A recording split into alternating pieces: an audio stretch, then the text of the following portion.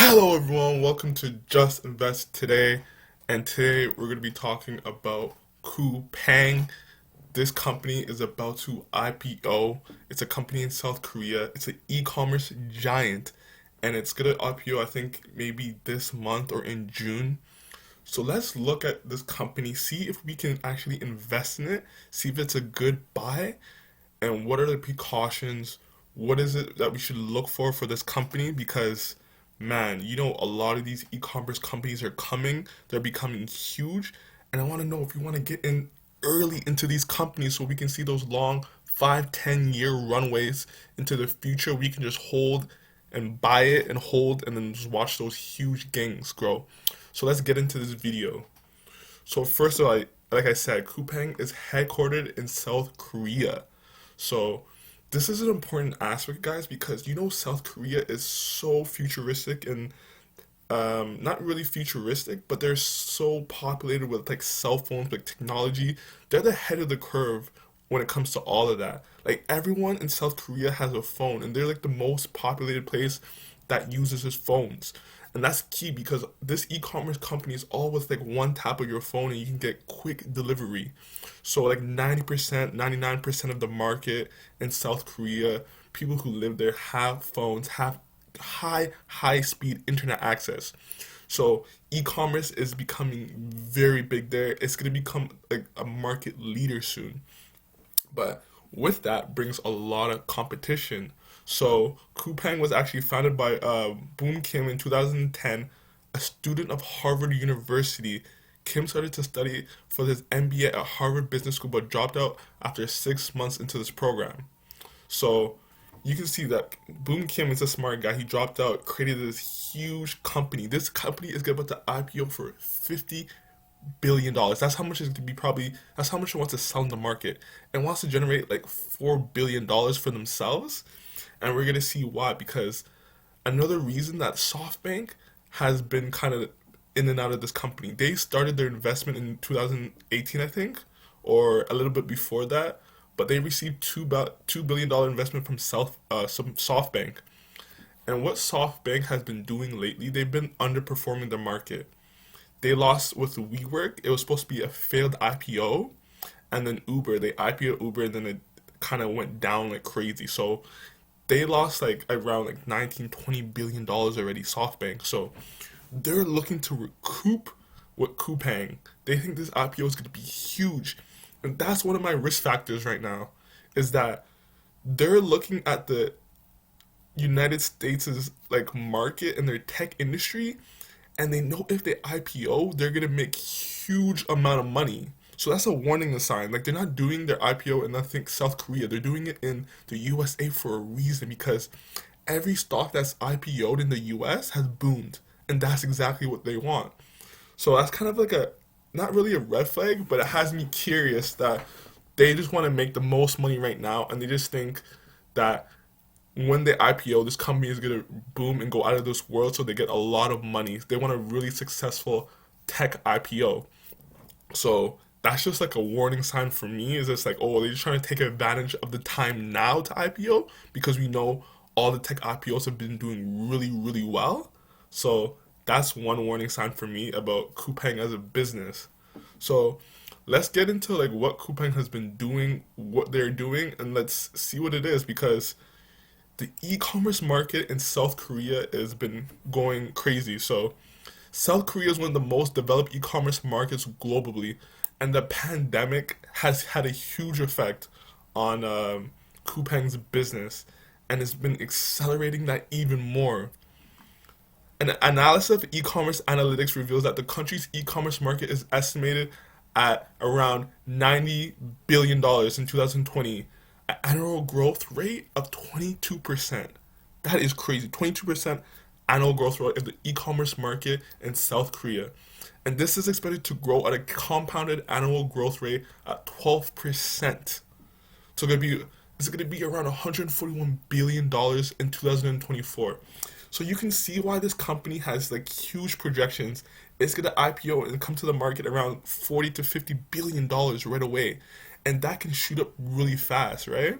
So they're expecting big things from South Korea. coming into this new day and age in 2021. But we got to see, why is this worth it? Is it coming to the market prematurely? Is it coming to the market at a good time, right? And we got to find that out right now. So let's go. Coupang's growth. So till 2019, Coupang is the fastest growth trajectory. They're now the lead of e-commerce company in Korea. There's a certain benefit when you're the market leader, hitting critical mass, which will return and fuel further growth. Something that we've seen from amazing growth story of Amazon. And that's what people keep comparing this to Amazon, how, because we know right now, Coupang is not profitable.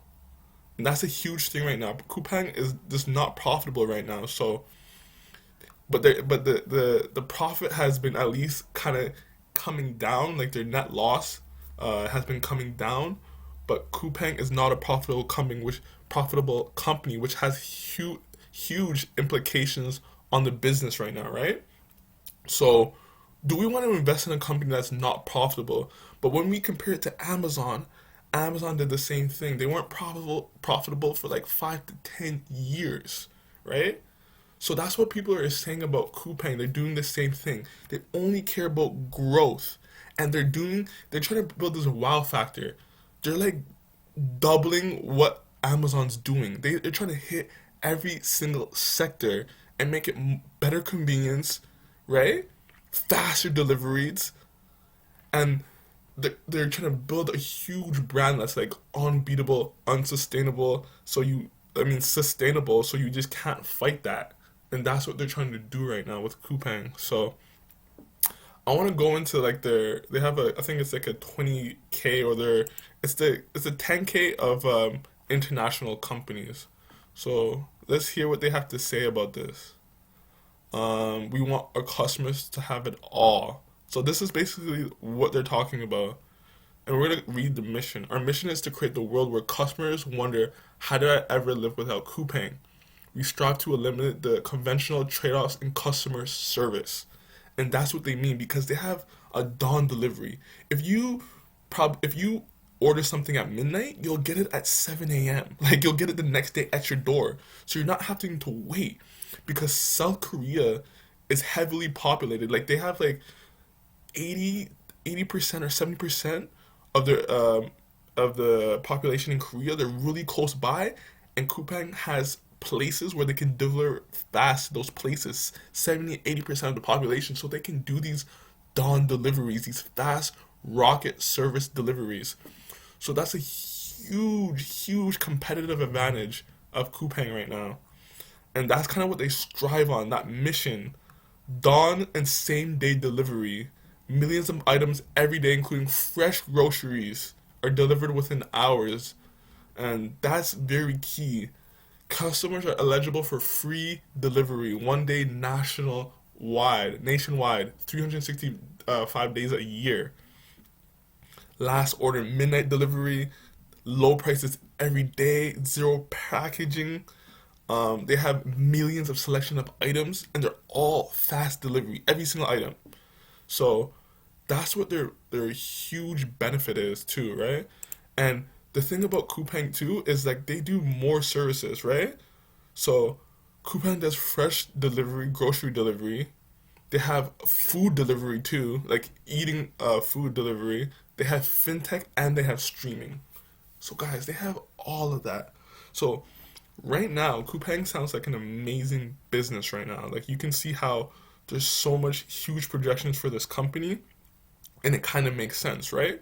So here's the competitive advantages. So the competitive advantages of a Coupang is ultra customer centric fast delivery system.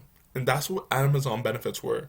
It's convenience and how fast you can get delivered. So Coupang is just doing what Amazon's doing, but 10, 30 times better or stronger, right? So they focus on repeat customers. So it's a low competitive price, economics of scale. So they have bargaining power with their vendors, and which is crucial because all that money they save, they're just bringing that onto the customer, right? So that's very key. And then they have a fast e-commerce platform. So when we're looking at that, you can see why this company is just really dominant. But then when we look at the valuation and we look at Coupang, like South Korea's e-commerce market is highly like competitive. There's a lot of competitors in that environment because there's a lot of like focused people on trying to actually become the biggest company, the most dominant company, and how advanced they are in all the tech and everything, all the e-commerce, are all advanced. So many people are trying to compete with that. So that's the problem with Coupang. Even though they have a market, they're market leading, they still have a lot of competition, and that's going to be a situation. But so, do you think everyone can strive in the South Korean market when it comes to e-commerce? And that's like a key thing that we have to find out, right? Because there's going to be companies coming up, companies just as strong, but I feel like they built a facility, they built they're entrenched in their facilities, they're able to deliver really, really fast. So that's gonna provide that stickiness of the companies once they get that fast delivery, especially with the pandemic. Everyone wants fast delivery. They don't want to go to the stores anymore. So Coupang is gonna benefit heavily from that.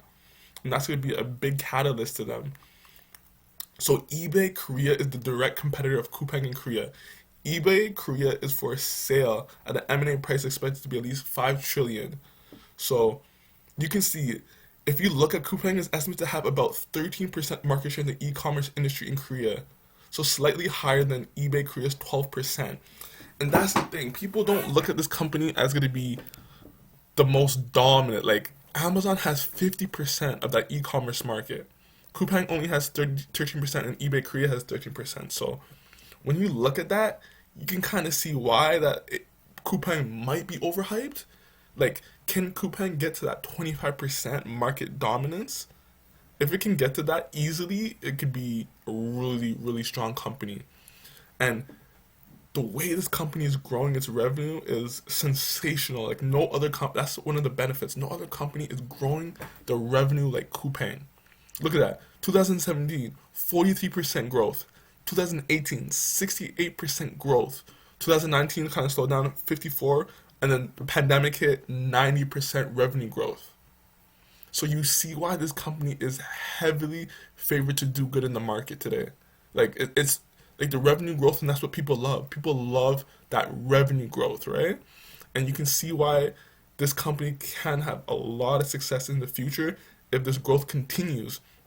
But the downside is this company is not profitable yet.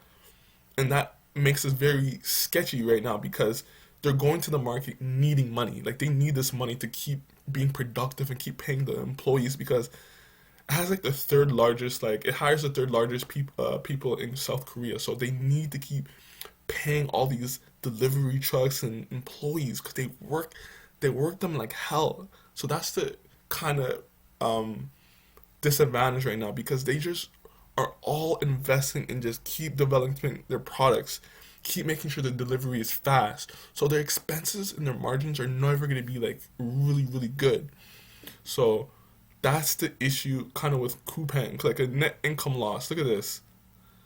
$698 million. And then that went down in 2020 to $474 million of net income loss. So you can see they're getting better, but how long can we wait for them to break even? Maybe they said they're gonna break even maybe in 2024, 2025. Like, can we wait that long? Because you remember Amazon was kind of that long wait too, but like Coupang's already been a company since 2010, so I think they had enough time to kind of break even. So they're coming to the market needing money, and that's what we come in as the investors when it's gonna IPO. They're gonna generate like $8 billion. So, do you think this $50 billion valuation is realistic for Coupang right now? I don't know. You guys tell me what you think about Coupang, if this is going to be a strong company into the future, if you actually know about this company. And if you don't, do your research on it. So, there's actually been a lot of negatives too. Like, there's been 10 employee deaths because they overwork. And this article just came out. Another delivery worker dies from apparent overwork. And this has been happening in the Coupang because they just work their employees like crazy. Like there's dawn delivery, same day delivery, like delivery in like 3, 5 hours, like right at your door, no packaging, like very fast. So you can see there's kind of like negative news about Coupang and how they treat their workers. You can see why this company is very strong right now, but there's still a lot of questions to be asked about this company. It's in a competitive environment in South Korea. There's a lot of people, employees dying. They're overworking employees, so maybe in the future employees complain. They're gonna want more money, so that's gonna be hold back Coupang like crazy because expenses matter with this company. Like what they're paying their employees is gonna matter, and they're gonna demand more money as they're working everyone so much harder, right? So you can see the disadvantages and how there's a net income loss right now and hasn't been profitable ever. Like it hasn't reached a profit. SoftBank is depending on Coupang to recoup money. So that's like a really big red flag for me that they're depending on Coupang to recoup money that they lost in 2020 because they feel like this company is going to be big, right? So guys, tell me what you think about this company. Are you interested in this IPO? I feel like there is potential for this company, but who knows? We, as we invest, we want to invest with certainty, but I'm not sure if this company is going to be a certain winner in the future. Who knows? So guys, if you like this video, please like it, subscribe to my channel, and I'll get back to you in the next video. Peace.